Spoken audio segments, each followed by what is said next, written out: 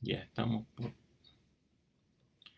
Bueno, muy buenas tardes a todos y todas las que primero estamos aquí en este foro con el senador Francisco Buenchumilla. Nos vamos a presentar todos después de unas palabras de bienvenida del presidente de nuestra Asociación Chilena de Diálogo Interreligioso en este foro, que es continuidad de varios otros, pero en este tiempo puntual. Este foro lo hemos llamado el Chile que soñamos. Así que en este contexto, la riqueza de poder conversar con el senador Francisco Buenchumilla y soñar juntos desde la interreligiosidad un Chile distinto, un Chile más inclusivo. Mohamed. Bien, gracias. Bienvenidos todos, especialmente senador Buenchumilla, muy bienvenido. Esperamos con muchas ansias escuchar. ¿Me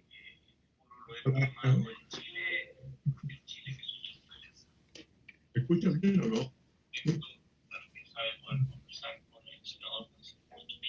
¿Alguien está viendo el video? Se escuchaba, ya, ahora sí. ¿Hablo entonces? Sí, por supuesto. Sí. Bueno, no, decía que doy la bienvenida a todos y a todas, especialmente al senador Buenchumilla, de quien esperamos escuchar sus sabias palabras relativas al tema que nos convoca. Agradezco que todos estén presentes y deseo que sea una linda tarde para que la disfrutemos todos. Gracias. Muchas gracias. Sí, brevemente podemos decir, bueno, está nuestro nombre, pero nuestra comunidad, organización de origen, para tener una visión de esta mesa multicolor. Y de ahí darle la palabra al senador. ¿Quién se anima? Rápidamente. ¿Empiezo yo? Sí. Por favor. Mi nombre es María Teresa Moya, represento a la Corporación Espiritual Brahma Kumaris. Soy miembro del directorio de ADIR. Bienvenida. Rápidamente, para que... Mi nombre es Ana Castillo, represento a la comunidad Bahá'í y al directorio ADIR también. Gracias. Sigamos. Daniel. Mi nombre es Daniel Godoy, soy el rector de la Comunidad Teológica Evangélica de Chile y también miembro del directorio de ADIR. Gracias. Y también represento a la comunidad judía en Chile y soy miembro del directorio de ADIR. Bien. Sigamos. Mi nombre es Mohamed Munier, del Centro Islámico y presidente de ADIR. Adelante, Haluk. Mi nombre es Haluk Yalcin y soy de la Fundación Catarata de la Amistad y Educación Chileno-Turca. Bien, gracias. No se oye, Arturo.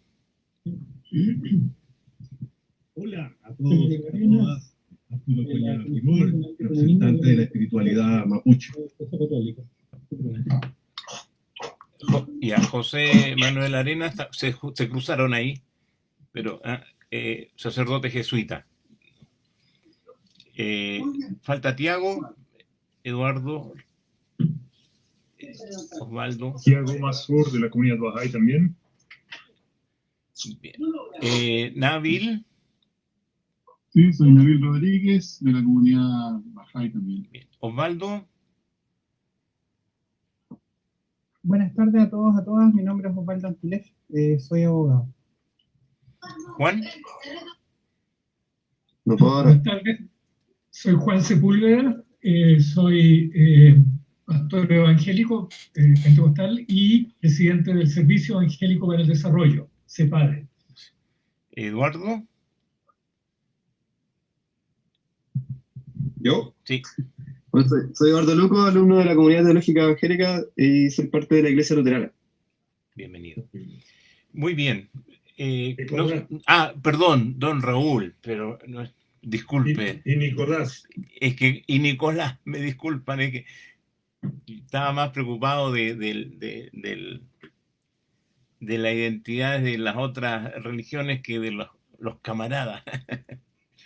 Disculpe, Raúl y Nicolás. Buenas tardes a todos, soy Raúl Doncaster, muy orgulloso de haber estado en los orígenes de esta asociación. Muchas gracias. Nicolás. Hola a todos, yo soy Nicolás Mena y soy fundador David junto con varios de los miembros del directorio. Muy bien, ahora sí, creo que estamos todos, ¿sí? Bueno, sí. Muy bien, antes de darle la palabra al senador Francisco Buenchumilla, indicar nuevamente que este es un inicio de foro cuyo lema central es el Chile que soñamos. Pase lo que pase el 25 de octubre, ya sea apruebo una nueva constitución o ya sea rechazo, de todas maneras, cualquiera de las dos opciones significa un profundo cambio, ya sea por cambio total o reformas totales de la constitución que tenemos. Y después de lo que ha pasado desde octubre y toda la situación de la radiografía de la crisis chilena con la pandemia, creo que tenemos una gran oportunidad de soñar juntos el Chile que queremos.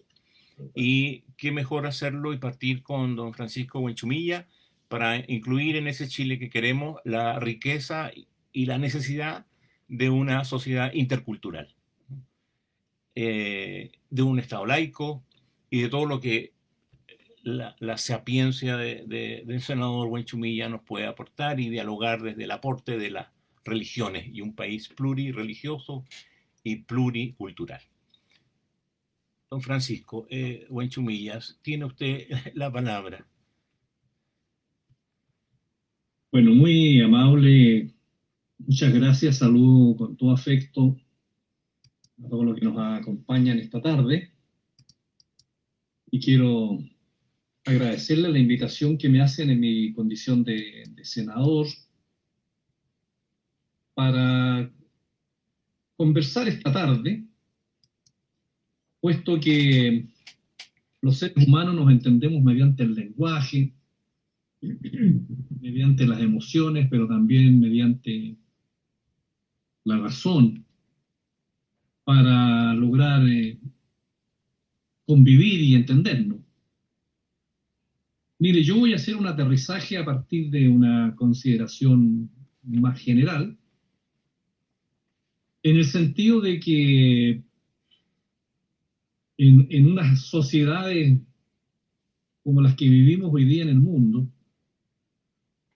es fundamental que podamos tener entre nosotros un modo de vida, un modus vivendi, unas ciertas reglas del juego que permitan la convivencia entre personas diferentes, no solo en cuanto a sus orígenes, sino que personas diferentes en cuanto a sus ideologías, en cuanto a sus creencias, en cuanto a sus características personales,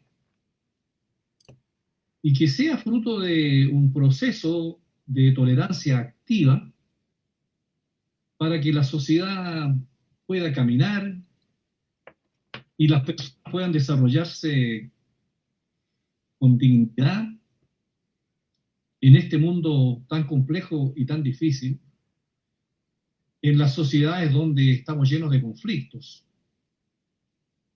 Entonces yo creo que Chile hoy día está viviendo una situación muy especial de crisis por partida doble.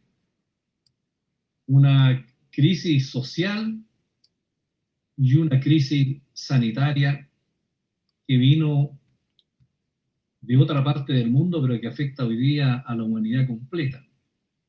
Pero antes de esa crisis, nosotros teníamos nuestro propio problema, nuestra propia crisis, del estallido social del 18 de octubre.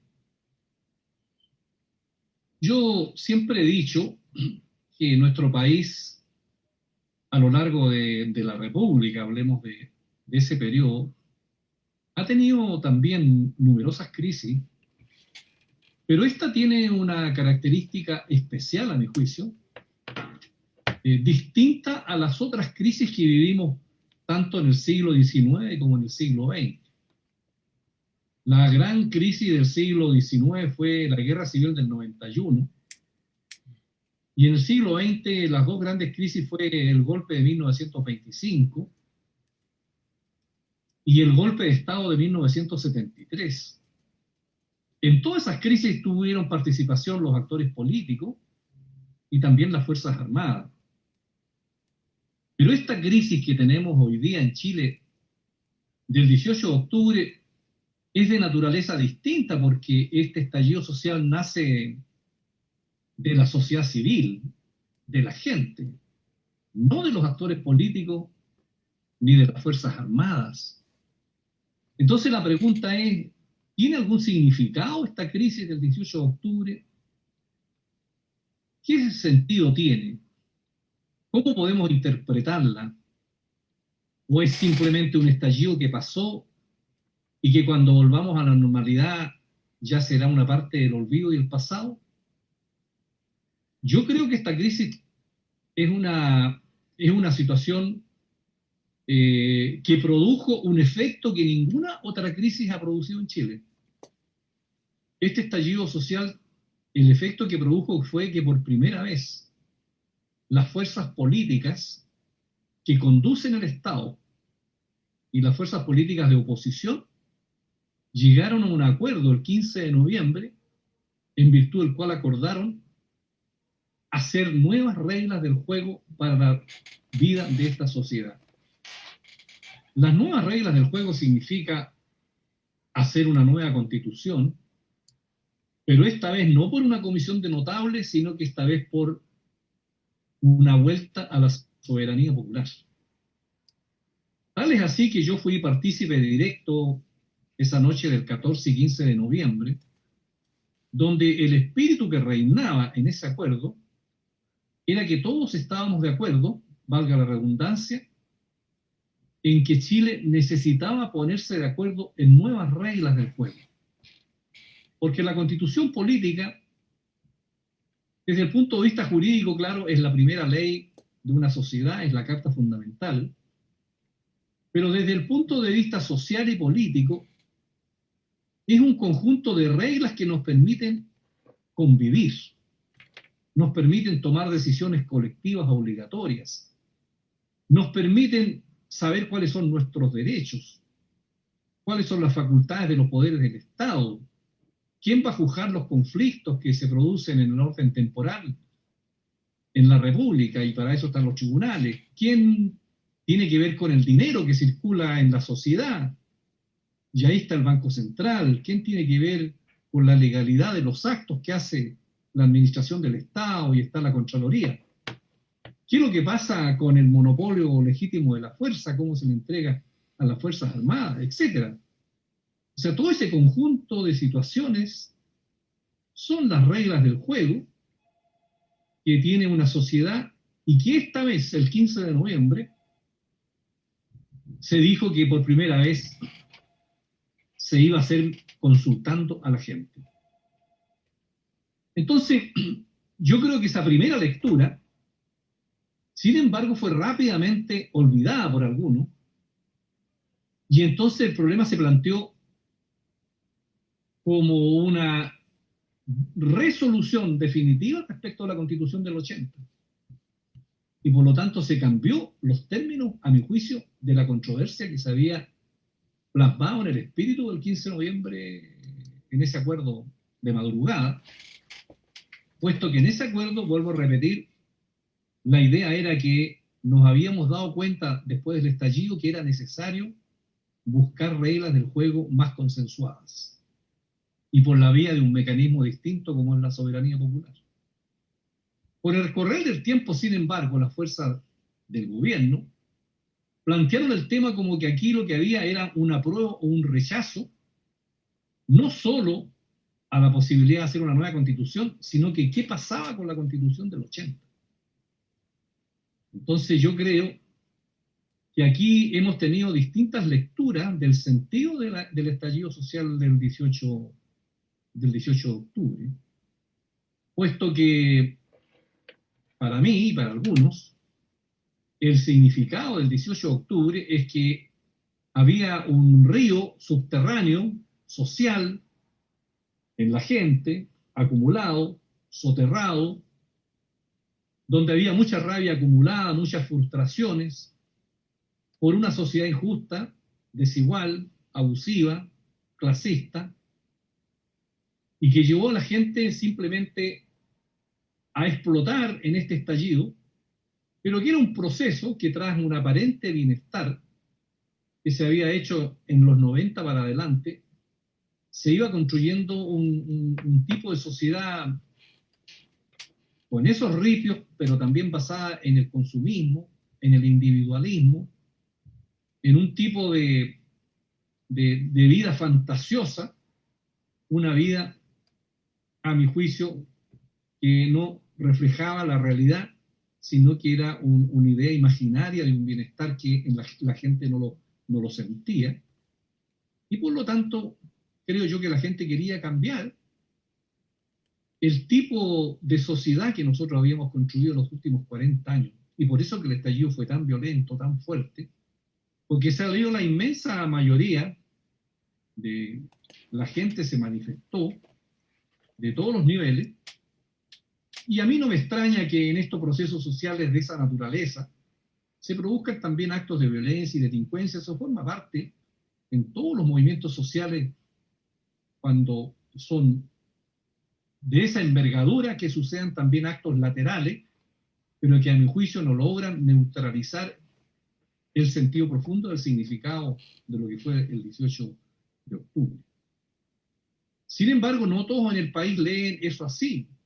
Algunos piensan de que eso pasó, pero además, al mismo tiempo, piensan de que la defensa del modelo que se ha construido aquí tiene que ser defendida de todas maneras, y que en la esencia de este modelo está la posibilidad de mantener los lineamientos que contiene la Constitución del 80, siguiendo la filosofía de uno de los ideólogos de esta Constitución, que es don Jaime Guzmán, que alguna vez dijo que se iban a establecer reglas del juego, que cualquiera que fuese que tuviera el poder, las decisiones que tomara no fueran muy diferentes a los que tomaran los partidarios de la Constitución del 80.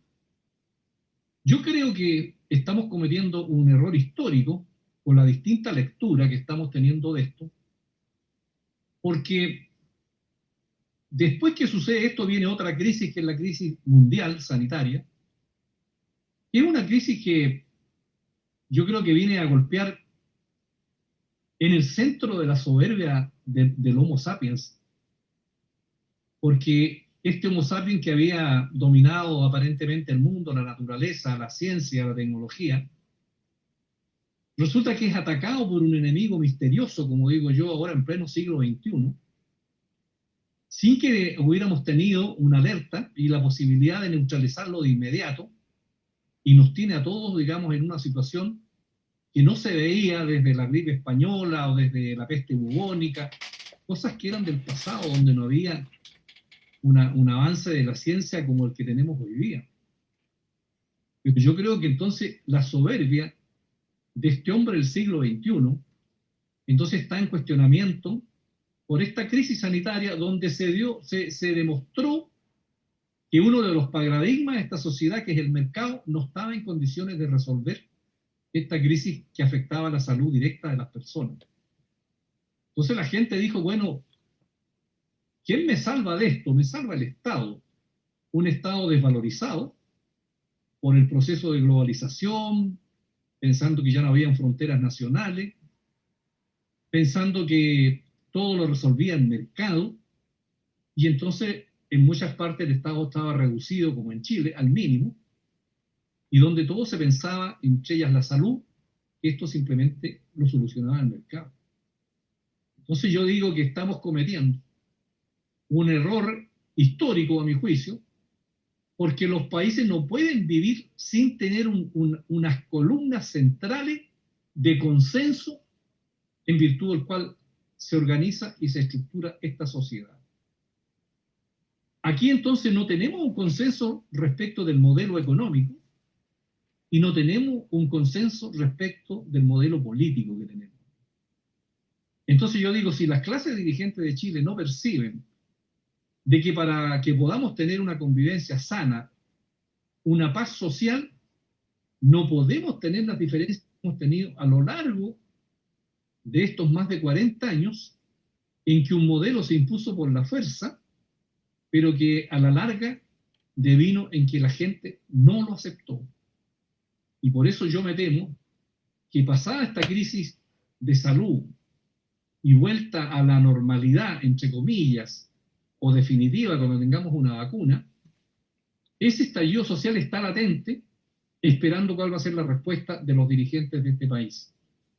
Entonces yo creo que esa posibilidad del apruebo para tener nuevas reglas del juego va a requerir de una tremenda responsabilidad, generosidad, apertura, flexibilidad, tolerancia, para que podamos encontrar un mecanismo que nos lleve a pensar que las reglas del juego son para todos y todas, y tenemos entonces un modelo consensuado de qué tipo de sistema económico queremos, cuál va a ser el rol del Estado, y fundamentalmente, qué vamos a hacer en materia de derechos sociales con respecto a la salud, a la educación, a la previsión, al medio ambiente, al transporte, a la vivienda, porque también yo lo he dicho en otro lado, que si a mí el Estado no me ayuda cuando estoy enfermo, no me ayuda con mi casa,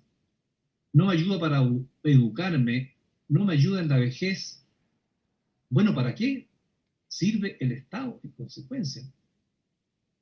Porque la ideología neoliberal del modelo de capitalismo que nosotros hemos construido a partir de la dictadura está basada en el individualismo, donde cada cual simplemente vela por sí mismo, y la mejor demostración es eso, el sistema de previsión social que tenemos para la vejez, con un sistema de capitalización individual, donde cada cual ahorra por sí mismo en lo que puede, y cuando llega viejo verá qué es lo que tiene ahorrado para poder vivir en medio de la fragilidad y la soledad que significa llegar a viejo. Entonces yo pienso que nosotros vamos en el mismo buque en este universo, y que somos todos hermanos de origen, de destino, y para aquellos que somos creyentes, ¿no es cierto?, en este barco del Ser Supremo, del Creador, y por lo tanto tenemos una vida al lado del prójimo, y no como decía la señora Margaret Thatcher, que la sociedad no existe. Ella decía, existe solo el individuo y a lo más la familia.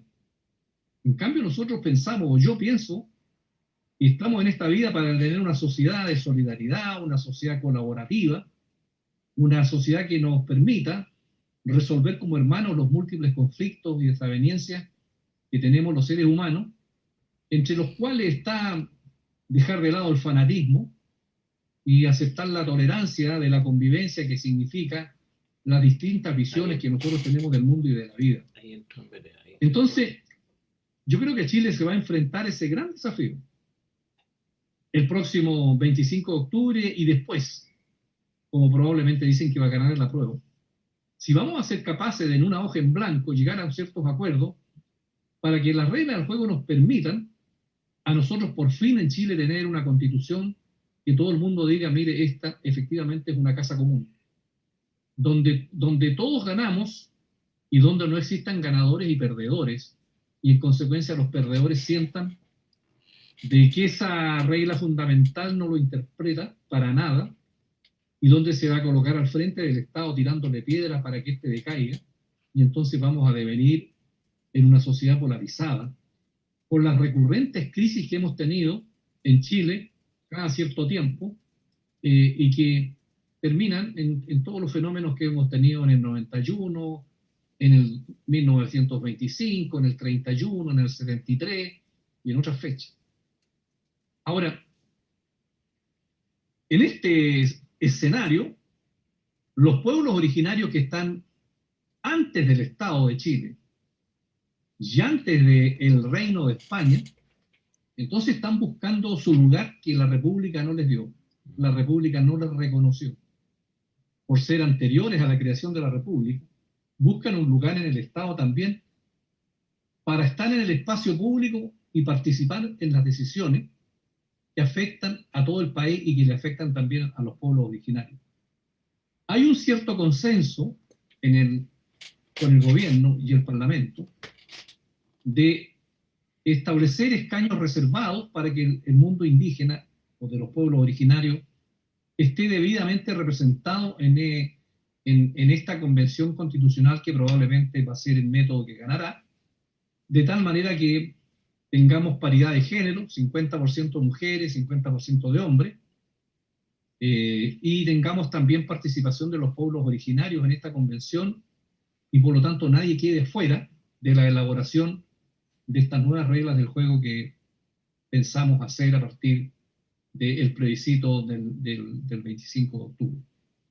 Nosotros pensamos que estas elecciones que se han hecho en otras partes del mundo, en otros países, a pesar de la pandemia, se ha hecho, y lo mismo va a ocurrir en Estados Unidos también, donde ellos tienen otra crisis, otro problema con el gobernante que tienen ahí, y donde los norteamericanos, a pesar de toda la gran crisis de salud y donde es el país más afectado del mundo, simplemente yo creo que van a concurrir a las urnas en noviembre para renovar la jefatura de Estado, y por lo tanto yo creo que en Chile tenemos que hacer lo mismo, y para eso hemos dictado en el Parlamento las reformas necesarias para que se tomen todas las medidas que le den seguridad a la gente para ir.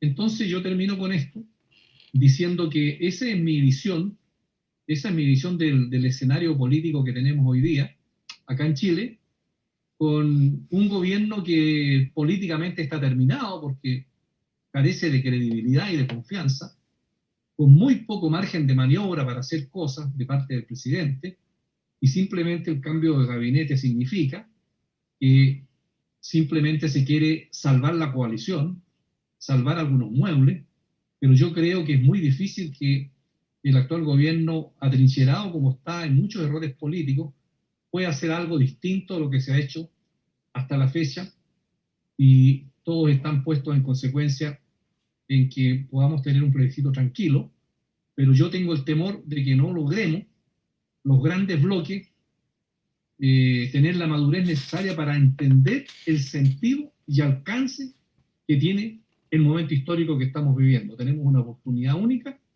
para ponernos de acuerdo en las nuevas reglas del juego que queremos para el siglo XXI, acorde con el mundo distinto, diferente, que nos vamos a encontrar, donde la ciencia, la tecnología, la inteligencia artificial van a tener un lugar destacadísimo en el desarrollo que van a tener en los distintos países, donde vamos a tener probablemente un fortalecimiento del Estado, donde las hegemonías mundiales se van a cambiar para el lado asiático, con una China que se ha manejado muchísimo mejor que Estados Unidos en esta crisis, y probablemente va a ser la primera potencia del mundo en unos cuantos años más, y por eso yo espero que los dirigentes chilenos estén a la altura y tengan la visión para entender lo que nos espera y podamos tener y tomar buenas decisiones en este proceso político que se avecina en octubre y en el resto del año y en el próximo año 2021, donde tendremos que renovar la mayoría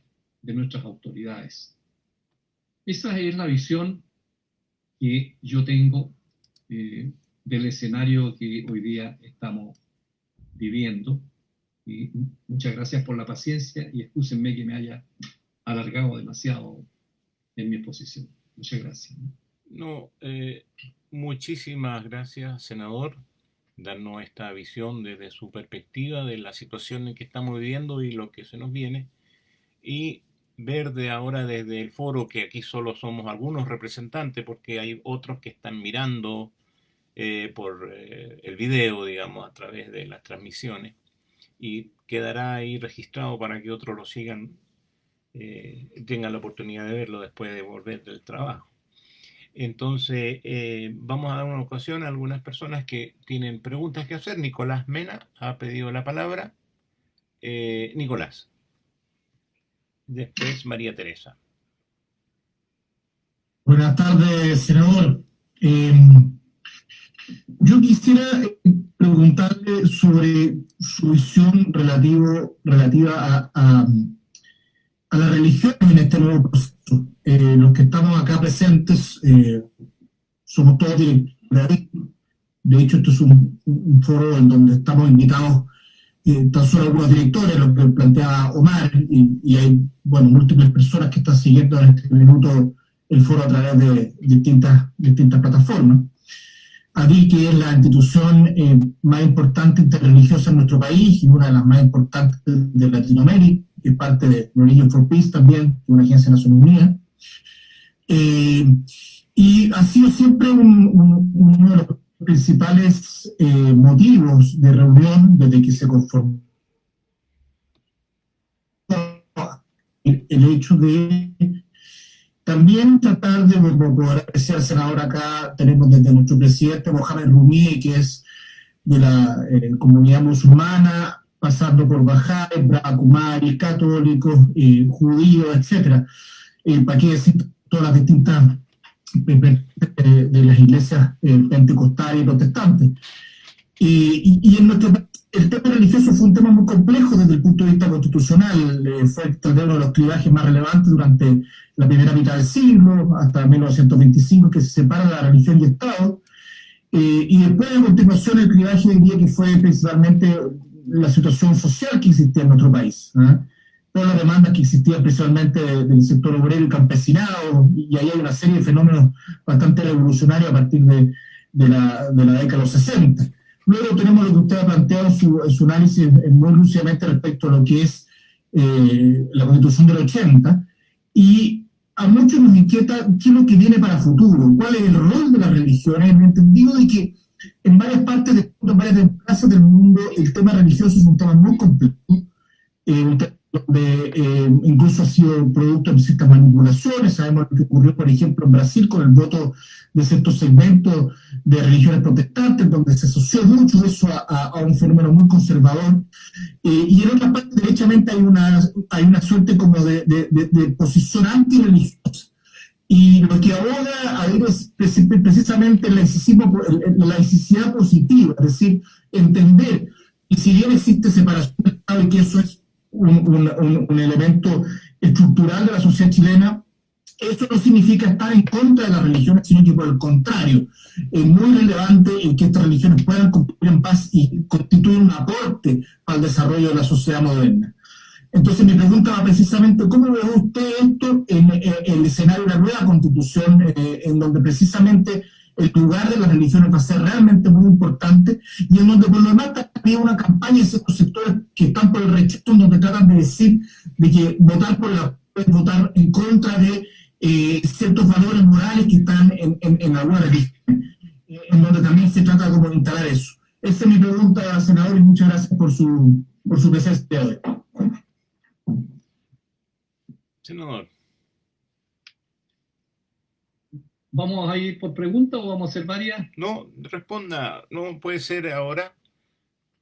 O sea, responda esta y después damos a dos inmediatas, que serían María Teresa y Juan Sepúlveda. Ya. Mira, la visión que yo tengo del mundo de la religión se enmarca dentro de un logro que ha tenido la humanidad hace muchos siglos atrás respecto del concepto de la tolerancia, y fue una discusión que tuvo lugar en el mundo a propósito de la reforma del siglo XVI y de los pensadores ingleses y franceses también de los siglos venideros, respecto de cómo está tu verdad y cómo está la verdad mía, porque la intolerancia se basa en que uno tiene su verdad y el resto está en el error. la contraposición entre la verdad y el error. Entonces la pregunta está, ¿por qué yo debo pensar que lo mío es la verdad y lo tuyo es el error? ¿Y por qué yo no debo aceptarte porque a juicio mío tú estás en el error? Ese mundo yo creo que devino en el pasado, y hoy día en el Estado moderno hemos tenido una separación entre la Iglesia y el Estado en el Occidente, y hemos aceptado de que existen muchas verdades en el mundo y que cada cual tiene derecho a tener su propia verdad respecto de la religión, del mundo, de la vida. Y por lo tanto la tolerancia activa, no solo de soportar lo que tú piensas, sino que de aceptar que la diferencia es un bien y que la diversidad enriquece a la sociedad. Entonces hemos devenido en la construcción del Estado moderno hoy día, en que una de las características que tienen las constituciones modernas es la libertad religiosa, de tal manera que plenamente cada ser humano en su conciencia y de acuerdo a su formación pueda tener su propia verdad del mundo de la vida y del ser supremo y practicar la religión con respeto absoluto al otro. Yo leí hace tiempo atrás un gran escritor italiano, viejo ya, y le preguntaban qué era el balance que él hacía de su larga vida. Y él decía, mira, yo en mi larga vida lo que he odiado es al fanático, aquel que no es capaz de tolerar posiciones distintas a la suya. Entonces yo creo que eso ha sido una lucha larga, difícil. En Chile tuvimos un siglo XIX también con muchos problemas, con los cementerios, con la ley de matrimonio civil, con la aceptación del protestantismo que vino llegando en esos tiempos para acá, con la separación de la Iglesia y del Estado. Entonces son todos procesos que se han ido imponiendo a costa de muchos dolores para muchas generaciones de chilenos. Yo creo que a partir del año 25 hemos tenido un mundo mucho más secularizado, donde yo creo que hay un consenso en todos los sectores políticos de que el Estado tiene que ser un Estado laico y que la sociedad puede manifestarse libremente con plena libertad religiosa. Después de eso, ¿cuánto nos costó allá por el año 96 sacar una ley que permitía la organización del mundo no católico? Discusiones de la cual yo participé personalmente. En ese tiempo yo era diputado.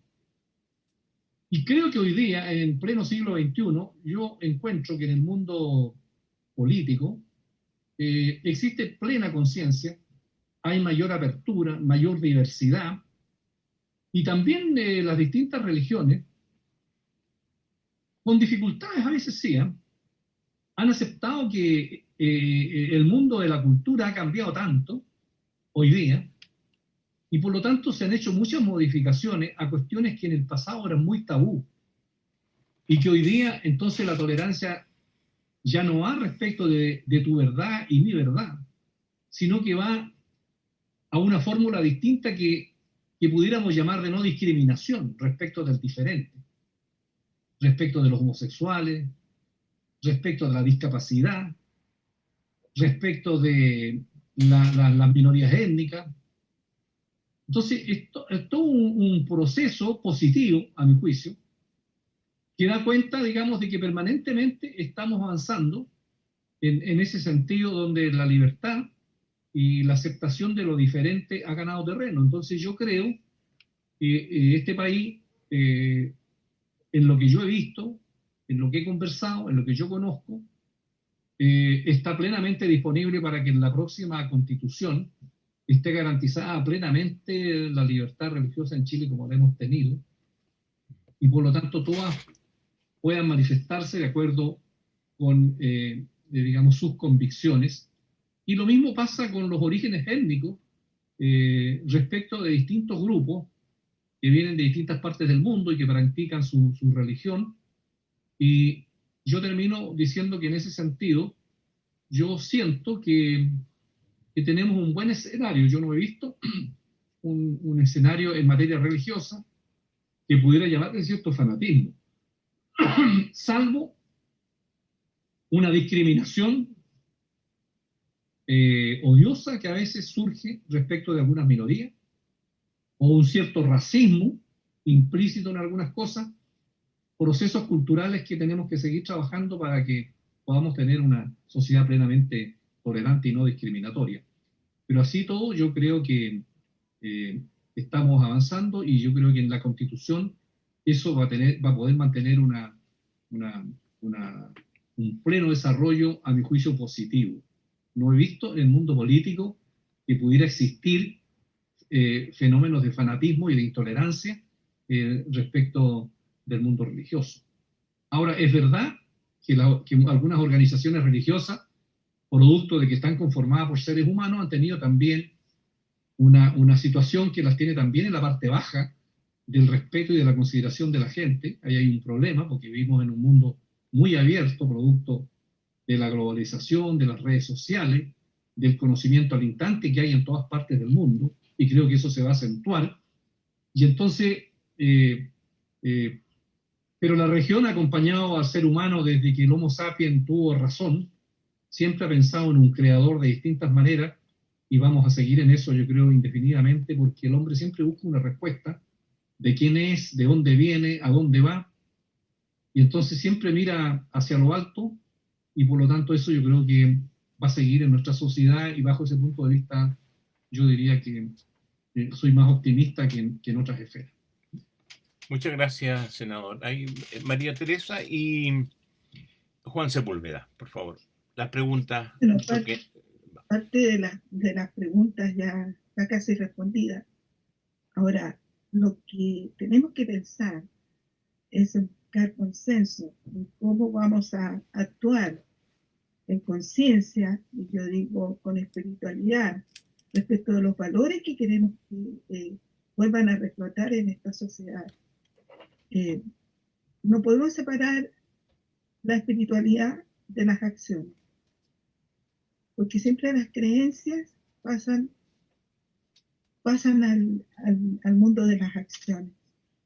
Y después, una vez que pasan, dependiendo del impacto que tengan en el mundo en general, es si estamos bien o estamos mal. Yo siento que soy tan optimista como el senador, de que vamos a lograr llegar a un consenso, porque el hecho de que allí se hayan reunido tantas religiones hace que en el fondo prime amor, respeto, honestidad, tolerancia entre nosotros, porque todos tenemos diferentes culturas, pero no así diferentes valores. Siempre va a estar presente el amor, la paz, la honestidad, va a estar presente el respeto hacia el otro, va a estar presente la solidaridad, la cooperación, que eso yo noto que en el pueblo chileno es muy característico, sobre todo la solidaridad y la cooperación, y el sentirse un poco como el otro. Ahora, esta pandemia lo que ha mostrado es la diferencia entre las diferentes formas de amar. Debe existir un solo amor. Somos una familia humana. Y la familia se entiende, se comprende, se ama, se ayudan, se protegen. Bueno, y eso es lo que quería decir. Gracias. Muchas gracias María Teresa. Juan Sepúlveda. Y vamos a dar tres ocasiones y después otras más para ir, porque el tiempo es acotado. Juan Sepúlveda. Bueno, sí, quiero valorar el hecho de que el senador nos haya dicho que ve en el proceso constitucional. Perdón. ¿Quiere que me vea? Claro, sí, pues.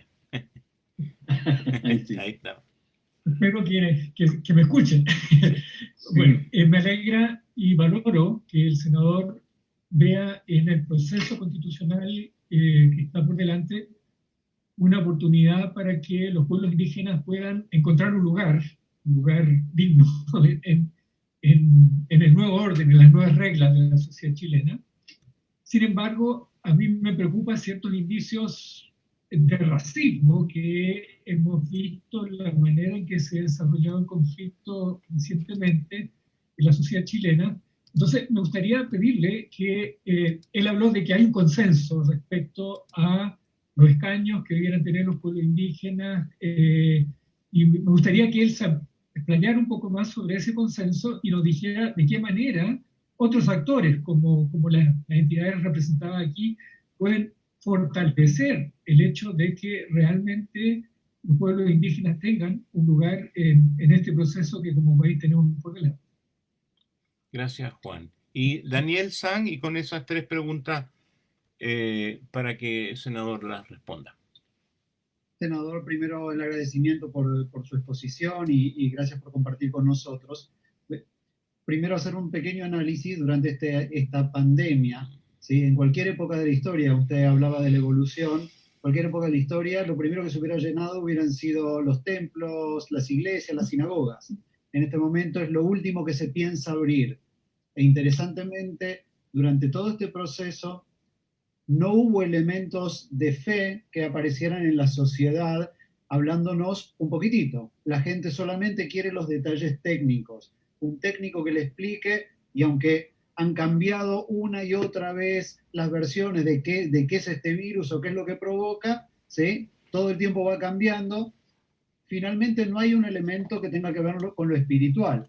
Por eso, la verdad es que lo que quisiera preguntarle es si usted no piensa que este contexto en el que usted habla de la separación de iglesia y Estado, en realidad no ha enviado al exilio, a la religión, al exilio de solo lo privado, y lo público está carente de lo religioso, incluyendo en esto de lo religioso el tema valórico. ¿Sí? Y creo que esta separación de iglesia y Estado, si bien cuando hablamos de iglesia era una iglesia, pero en realidad hoy en día son todas las religiones, el haberlas mandado a casa hace que la fe y los valores de la espiritualidad no estén presentes, y con las consecuencias que tiene de no poder dar contención. Y solamente para cerrar esto, en este concepto de contención, preguntarle si en esta contención usted no piensa que deberían, ¿sí?, las religiones trabajar sobre estos elementos de tolerancia, compartir, diálogo y valóricos que nos hacen entender justamente las diferencias sutiles, como en conflictos que tenemos inclusive en nuestro país, especialmente en el sur, donde no entender el fenómeno religioso, no entender el fenómeno cultural o espiritual, hace o promueve principalmente la discriminación. Entonces, una pregunta doble. Y gracias nuevamente. Muchas gracias. Senador, ahí tiene básicamente dos líneas de pregunta, y después voy a darle la palabra a Muhammad Rumi para que haga la última pregunta o reacción, y vamos cerrando nuestro panel. Mire, lo que decía Daniel y la señora María Teresa, yo personalmente haría una separación entre lo litúrgico y lo valórico. Yo creo que nuestra cultura está permeada por los valores de las distintas religiones.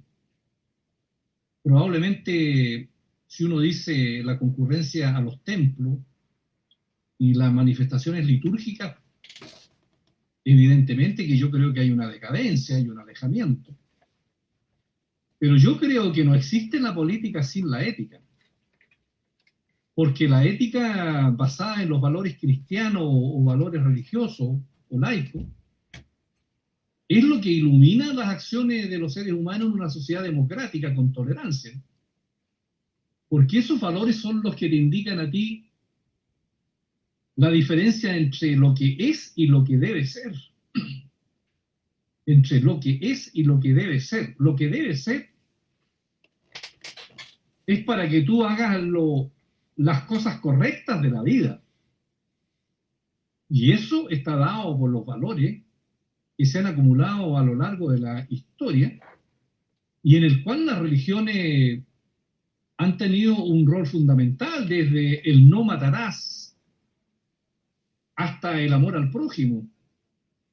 Porque detrás, por ejemplo, del estallido y la demanda por igualdad en el fondo es decir que todos los seres humanos somos iguales y que el dinero no puede ser ni puede significar que un ser humano sea más que el otro que no tiene nada, porque en el pasado la esclavitud, no obstante que había sociedades cristianas, era considerada como algo propio del desarrollo económico, y muchas fases del capitalismo en muchas partes de Europa y de Estados Unidos se desarrolló en base a considerar que habían personas que por su color no eran iguales a las otras.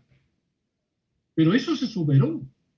Hoy día nadie podría imaginar una cosa de esa naturaleza.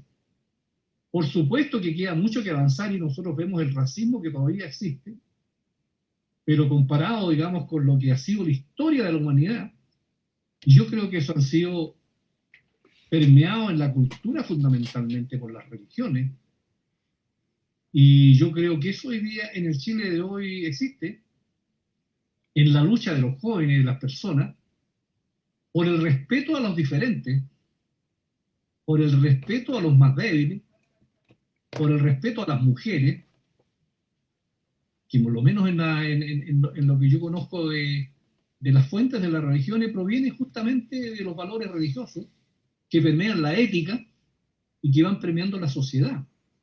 Yo creo que la crisis que algunas iglesias han vivido no ha sido por el problema de un cuestionamiento ético, ¿no? Sino que ha sido porque han fallado en la organización humana y en el desarrollo humano de esas organizaciones, pero no en sus concepciones fundamentales de lo valórico respecto de las relaciones que tenemos que tener los seres humanos.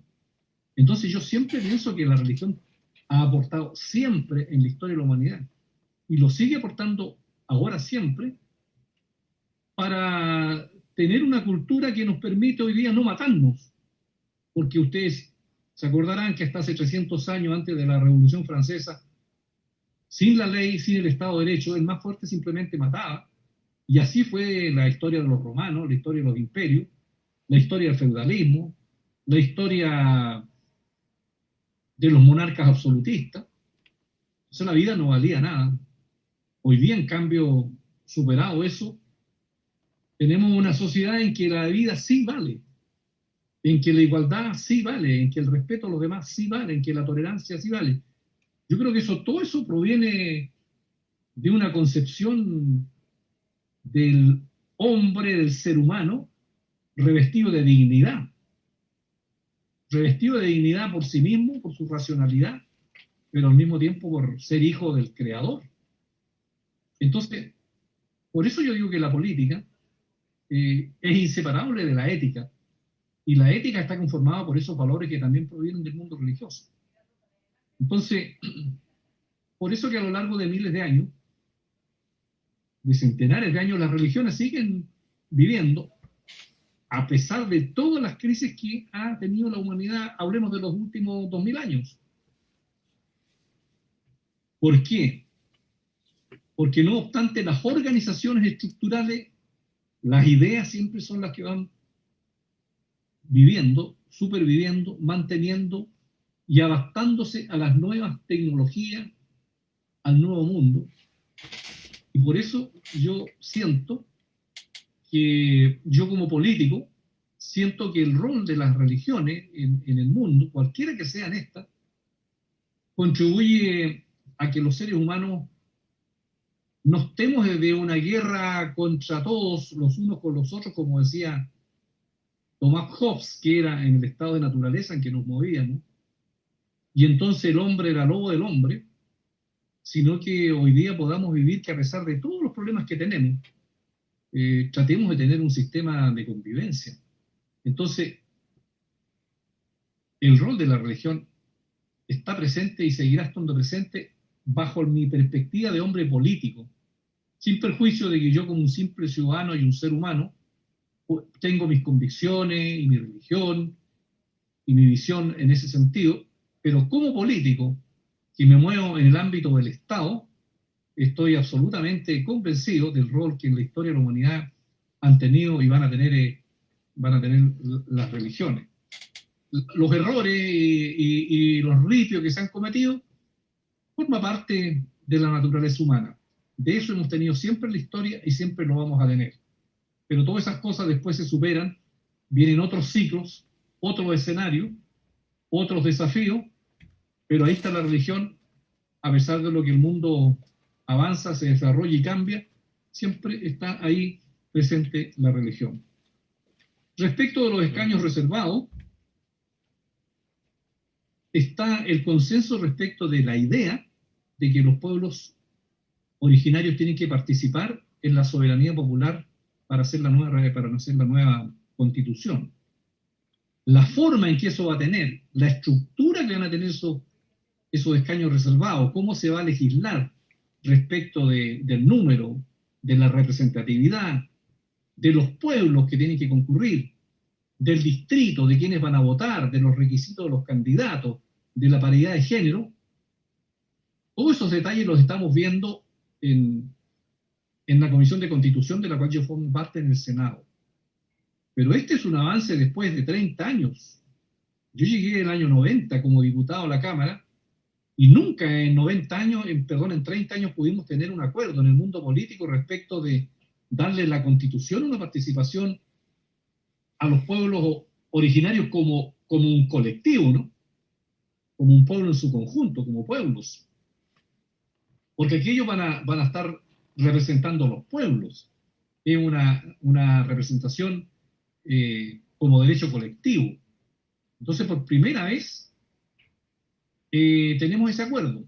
Ahora, que algunos piensen que tiene que ser una participación chiquitita y otra un poco más potente de acuerdo al censo, eso forma parte de la discusión y del convencimiento que tenemos que tener unos con otros.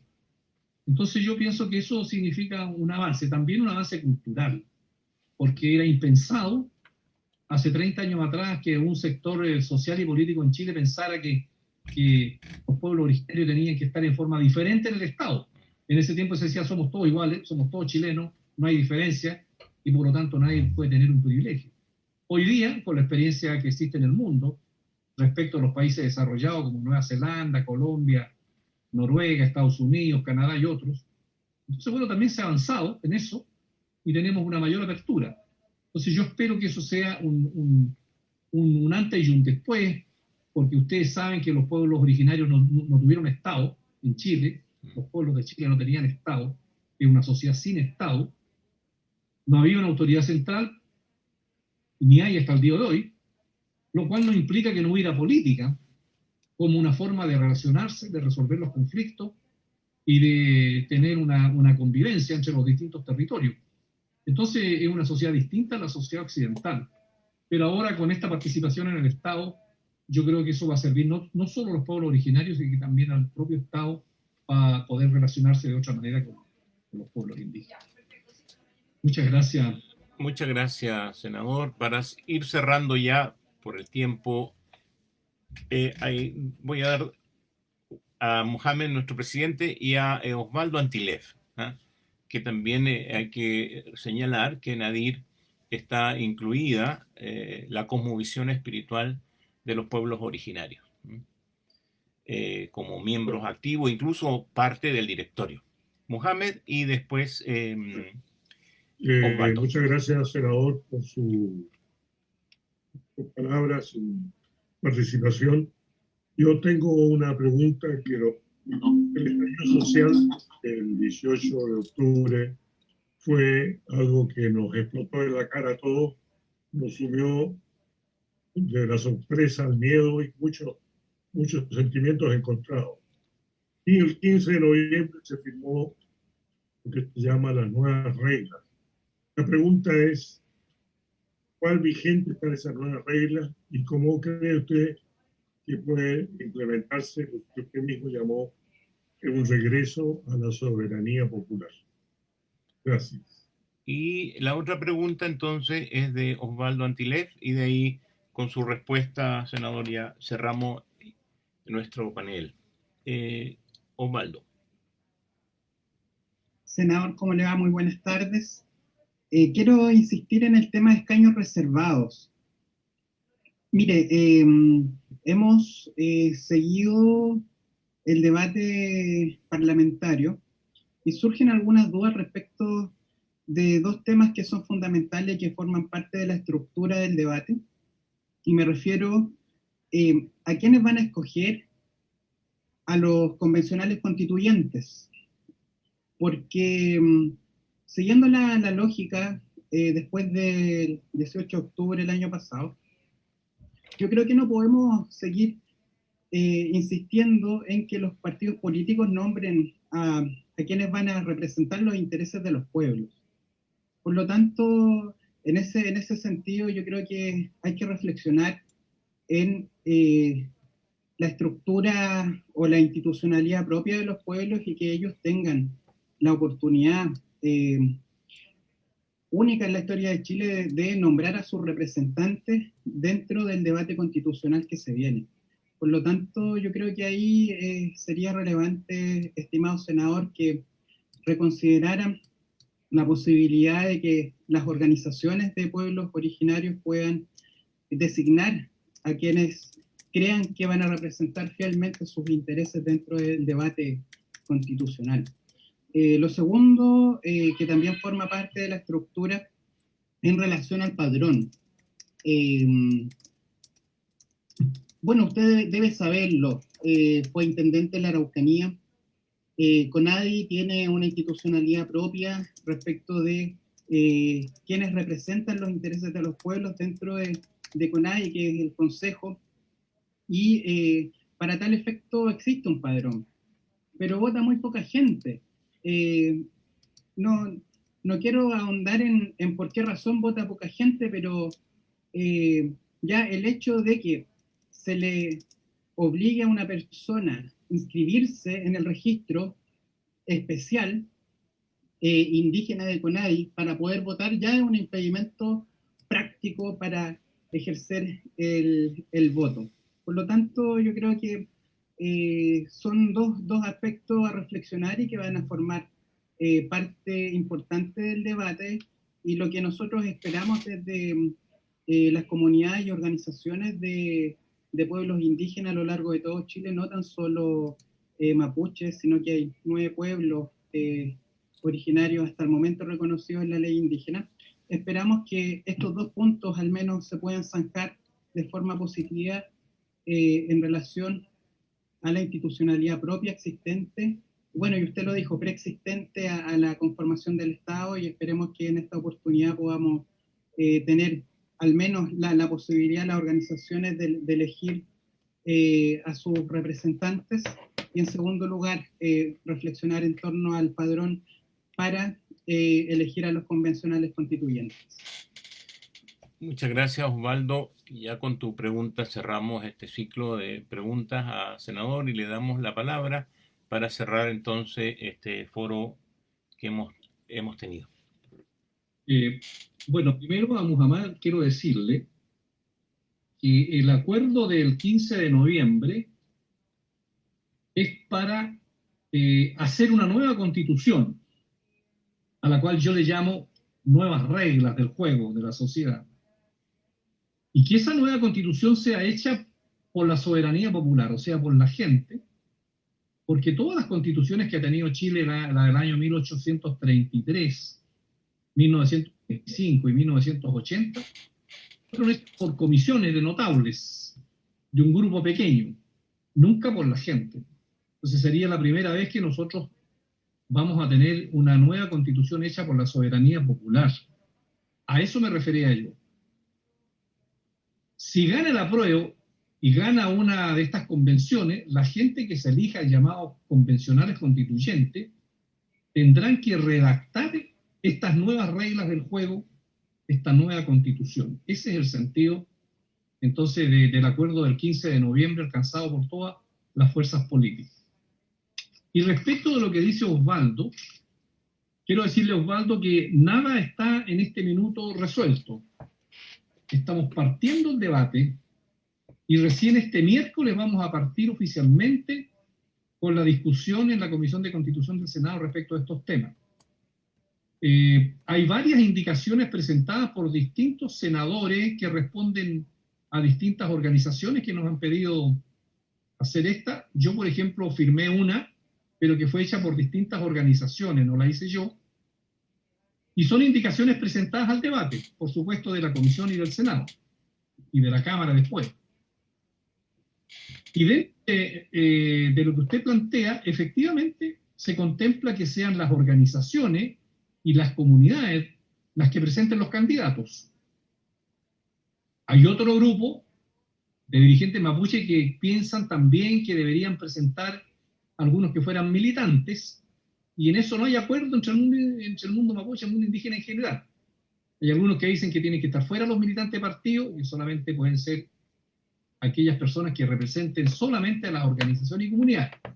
Eso no está resuelto, no está votado, está en discusión y lo vamos a resolver en el curso del trabajo. Y respecto del padrón también hay una discusión, porque hay algunos que dicen que tiene que usarse el padrón de la CONADI y otros que dicen que tiene que usarse el censo del año 2017. La CONADI tiene un padrón de unos 600.000 personas por gente que ha hecho trámites ahí, y el censo dice que es el 12,8, lo que significa más o menos 2.600.000 personas, porque eso te significa el número de convencionales que puede haber. Si tú tomas como base el padrón de la CONADI, los escaños reservados bajan, y si tomas el censo, los escaños reservados suben.